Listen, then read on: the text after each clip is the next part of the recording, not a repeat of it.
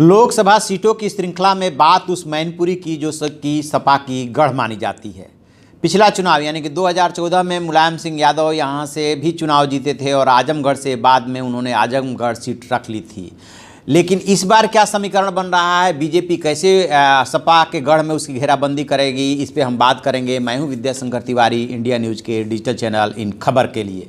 दरअसल मैनपुरी, इटावा, कन्नौज, फिरोजाबाद, ये जो पूरा का पूरा बेल्ट है ये सपा का गढ़ माना जाता है।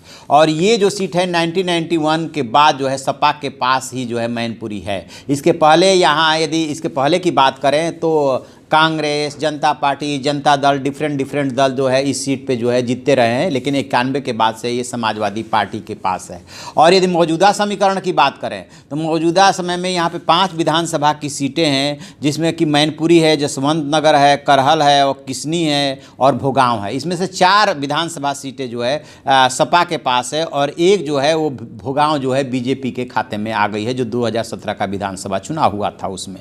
और यदि मतदाताओं के लिहाज से बात करें तो यहाँ पे 13 लाख प्लस मतदाता हैं, जिनमें से कि यादव और राजपूत वो जो है लगभग जो है मोर देन 50% हो जाते हैं।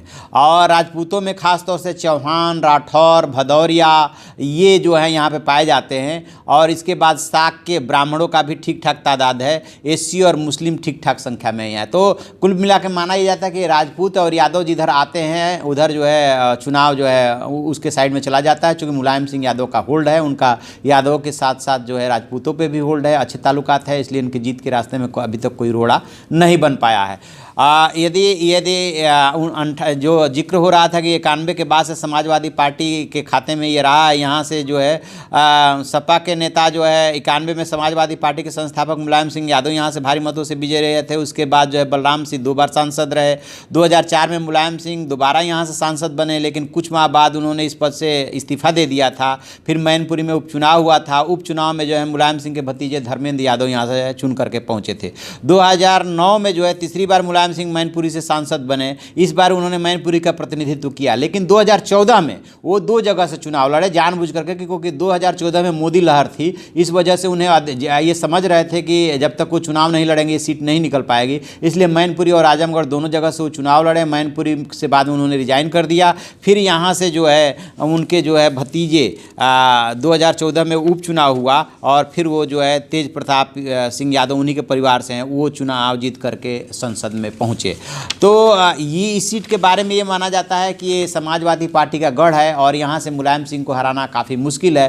खैर इस बार तो सपा बसपा का गठबंधन भी हो चुका है और जो उनको 2014 के चाहे बाई इलेक्शन हो और चाहे मेन इलेक्शन हो, उसमें जो इनको टक्कर दिया था वो प्रेम सिंह साक के उपचुनाव में बीजेपी के दिया था, यानी कि 2014 के बाई इलेक्शन में। और 2014 के मेन इलेक्शन जो आम चुनाव हुआ था उसमें भी जो है शत्रुघ्न सिंह चौहान जो है मुलायम सिंह के टक्कर दे रहे थे। तो इस तरह से जो है कुल मिला जुला करके ये समीकरण बन रहा है। बीजेपी ही यहाँ पे टक्कर देती है। तो देखते हैं कि इस बार जो है बीजेपी मुलायम सिंह यादव को घेरने के लिए कौन सी रणनीति बनाती है।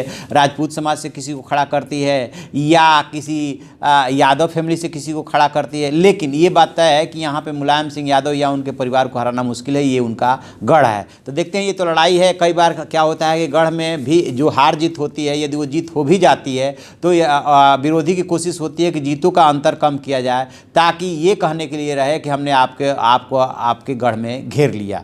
तो ये पूरी स्थिति बन रही है। तो आप ऐसी खबरों के लिए देखते रहिए हमारा डिजिटल चैनल इन खबर और उसे सब्सक्राइब कीजिए।